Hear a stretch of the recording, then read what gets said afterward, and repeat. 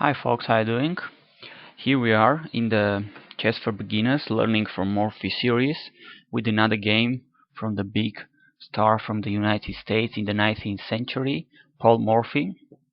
Today we're going to see a game which Paul Morphy once again played against his brother, Alonzo Morphy, in 1848.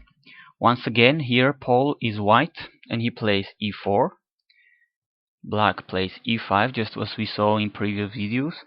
This is very typical, and e4, e5 is called the open game when you play these moves in the opening, and it's because the positions are very straightforward, very open. Both players have a very simple way of developing knights to f3 and to f6. The bishop is going to get out, and both players are trying to castle.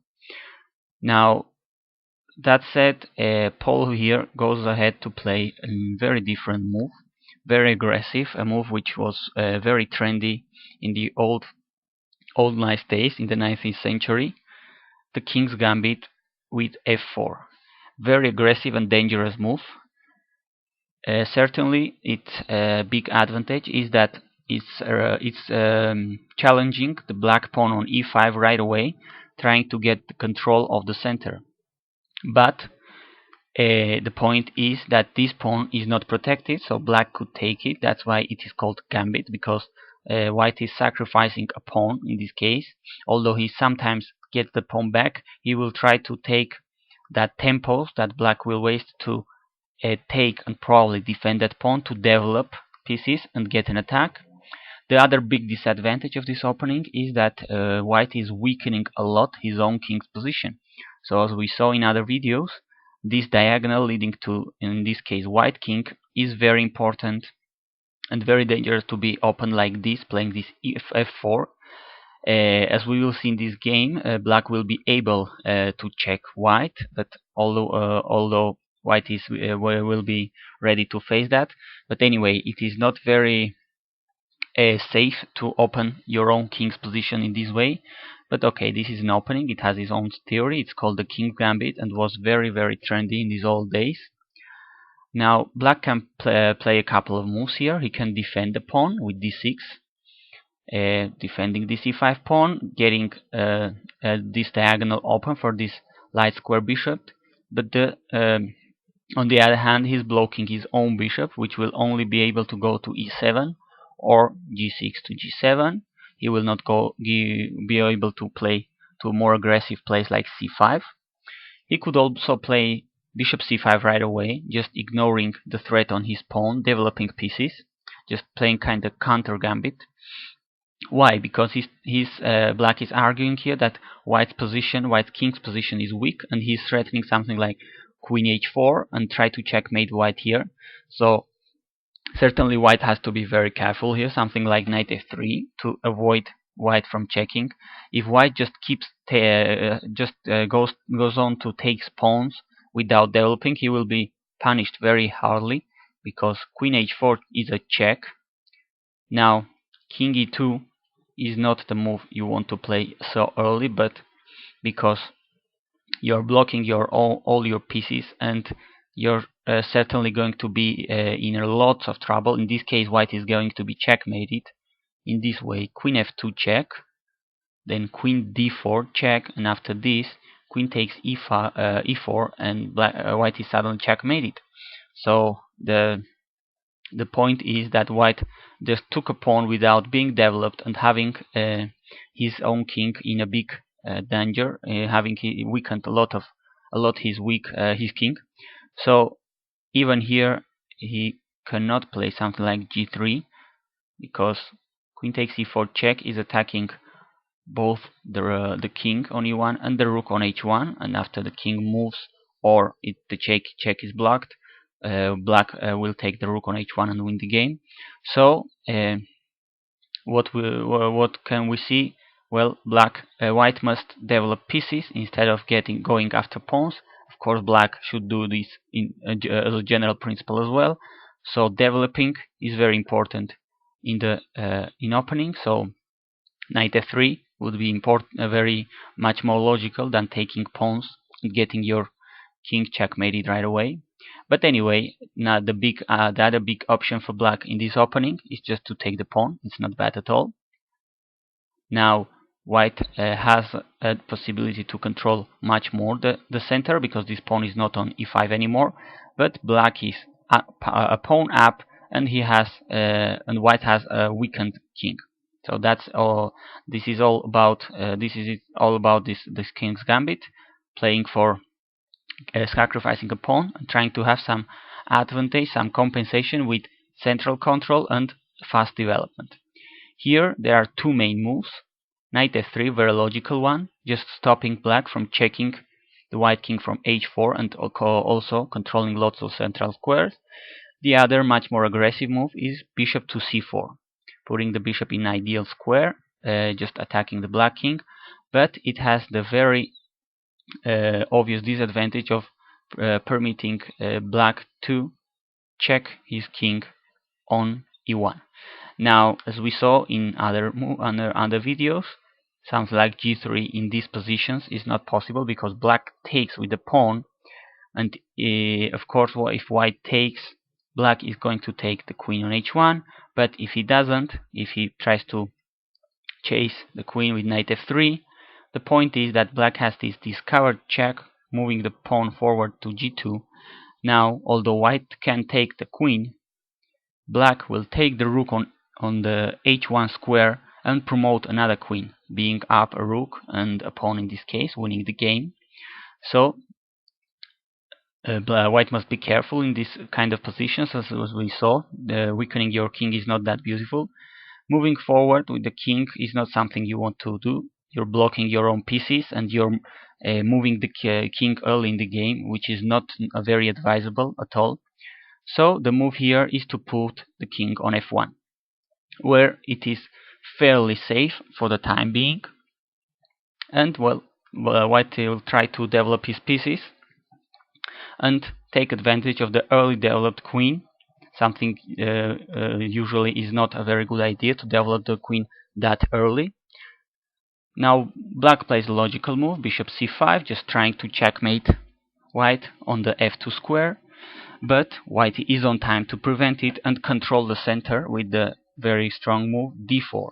Now it's attacking the bishop on c5, taking into account that he's also opening this diagonal to possibly recapture the pawn on f4 one day, or even just develop the bishop. And very importantly, he's controlling all these central squares with his couple of very nice pawns on d4 and e4. So the bishop has to go back, he goes to b6, and now another developing and very interesting move, very strong, knight f3, just for the time being chasing the queen from here, and also controlling lots of important squares in the center. Queen e7, the queen tries to still be a little bit active, keeps here attacking the pawn on e4, and now logical move, knight c3, once again developing a piece, controlling lots of squares and defending this pawn on e4. Black keeps developing as well, knight f6, attacking this e4 pawn once again, but the point is that he is not controlling the center. He's not controlling the center that much, and white has these strong two pawns on d4 and e4, and whenever you get this strong couple of pawns, if you're black, d5, e5, you probably have some edge there, some advantage, because these pawns could be potentially very strong to advance and just create lots of trouble to the opponent.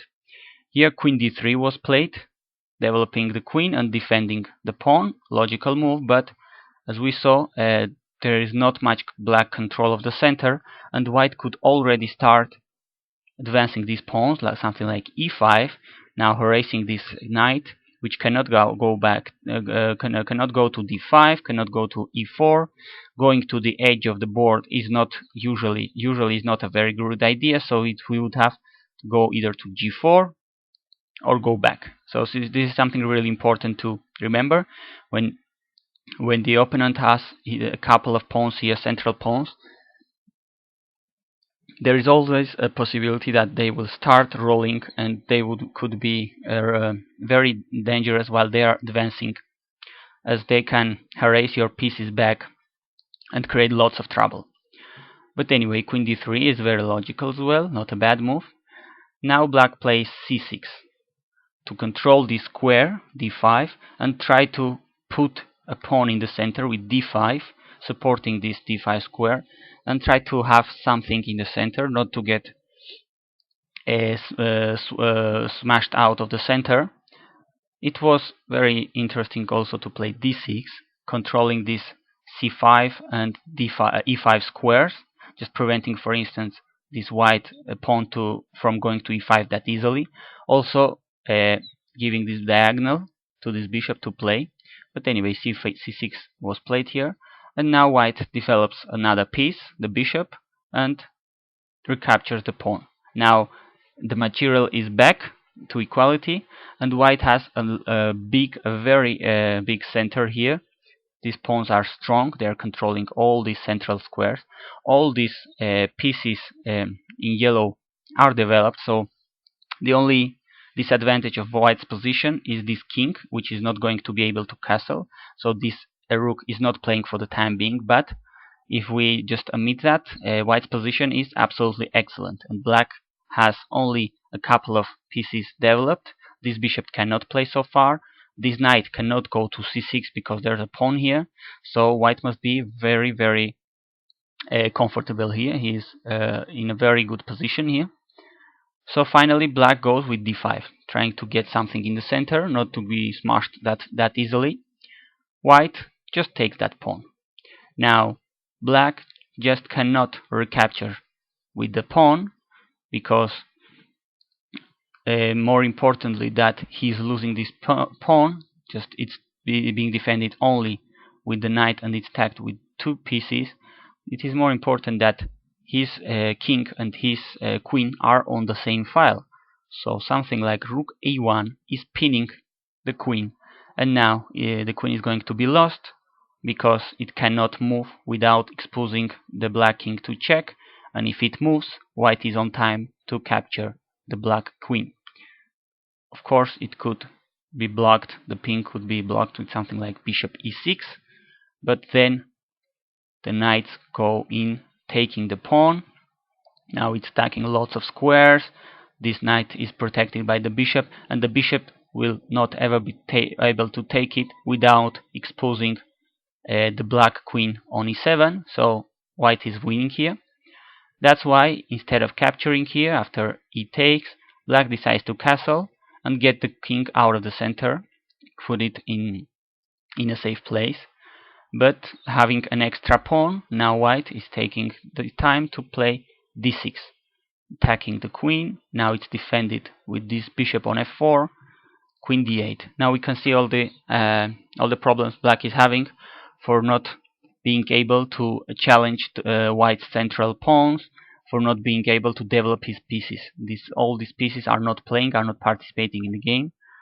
Rook e1 is played here, placing just another piece into the center, just developing almost the last piece, controlling this very important e file. And also, and even though black is trying to challenge this open file control with rook e8, the point is he's not protecting, or he's leaving more or less unprotected this f7 pawn, very important. Just remember, we got this important bishop here, very well developed here in a nice diagonal. So white takes this chance to play knight g5, attacking this weak f7 pawn with both the knight and the bishop.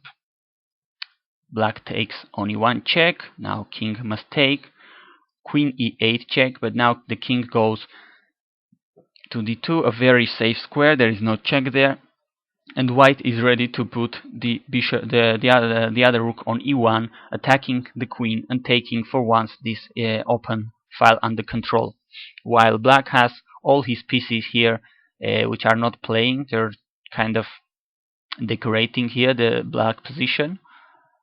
Bishop e6, trying to exchange some pieces and stopping these threats on f7, but white keeps calm and develops his rook. Now this bishop cannot move because once again it is pinned. If the bishop takes or moves to any other place, white will just take the queen on e8. And now there is lots of pressure on this point, on this e6 point. It is only defended by this pawn and the queen, and it is attacked with the rook, the bishop, and the knight. Knight bd7, trying desperately to develop, but it is very late. Too late, unfortunately, for black, because here knight takes, pawn takes, and very important here, rook takes e6. Now, at this point, Alonso Morphy resigned because obviously he is very lost, as we will see. Taking with the bishop is also possible, also strong, because you are checking right away and you are going to have some discovered. But sometimes the threat is more dangerous than the execution of the threat. So rook take e6 is directly attacking the queen, and the point is that indirectly it is attacking the queen with this discovered check. So wherever the queen moves, this rook will be moved, attacking the queen, and as the black king will be in check, the queen is going to be lost. And even more, if he moves somewhere like queen d8, rook e8 is not just check, but it's checkmate, because white is checking black in two ways, with the rook and the bishop.